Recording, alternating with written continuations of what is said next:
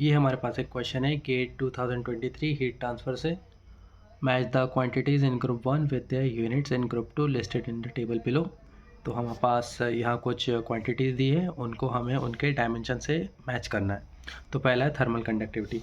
तो जैसे ही हम हीट ट्रांसफ़र शुरू करते हैं, जो हम पहला लॉ पढ़ते हैं वो है फोरियर्स लॉ। उससे हमें थर्मल कंडक्टिविटी के बारे में पता चलता है। तो उस फॉर्मूले से हम यहाँ थर्मल कंडक्टिविटी की यूनिट निकाल सकते हैं। फोरियर्स लॉ होता है Q is equal to minus K A dt/dx। यहाँ dt/dx टेम्परेचर ग्रेडियंट है।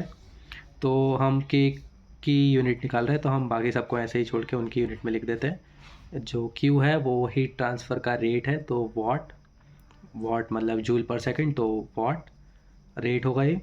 एरिया होगा मीटर स्क्वायर और dt/dx होगा K/m। टी की यूनिट के केल्विन और dx डिस्टेंस की यूनिट मीटर। तो यहाँ हम इसको थोड़ा अरेंज करेंगे तो के की जो यूनिट निकल के आती है वो है वाट पर केल्विन पर मीटर। इसको हम अगर जनरल फॉर्म में लिखें तो वाट केल्विन -1 और मीटर -1। तो हमारा जो पी के लिए ऑप्शन बनता है वो है सेकंड वाला। फिर हमको निकालना है कन्वेक्टिव हीट ट्रांसफ़र कोफिशिएंट के लिए। तो फिर हम कन्वेक्शन में सबसे पहला लॉ पढ़ते हैं, वो है न्यूटन्स लॉ ऑफ कूलिंग। उससे हम एच के लिए यूनिट निकाल सकते हैं। तो न्यूटन्स लॉ ऑफ कूलिंग कहता है Q is equal to HA delta T। यहाँ पे जो टी ए है वो सरफेस टेम्परेचर है और टी इन्फिनिटी जो है वो एटमॉस्फेयर का टेम्परेचर है। ए यहाँ एरिया है। Q वही rate of heat transfer watt area metre square और T A minus T naught की यूनिट कुछ टेम्परेचर ही आएगा ये वैल्यू, तो उसकी यूनिट के ही होगी। फिर हम इसको रीअरेंज करेंगे तो हमें एच की यूनिट मिलती है वाट per metre square per kelvin. इसको हम अरेंज करेंगे तो वाट मीटर इन्वर्स स्क्वायर और केल्विन इन्वर्स।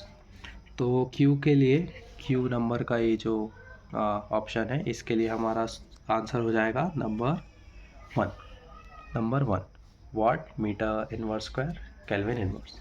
फिर थर्ड हमारा R है स्टीफन बोल्ट्जमैन कांस्टेंट। तो स्टीफन बोल्ट्जमैन लॉ से हम जानते हैं कि Q होता है सिग्मा AS और TS टू द पावर 4।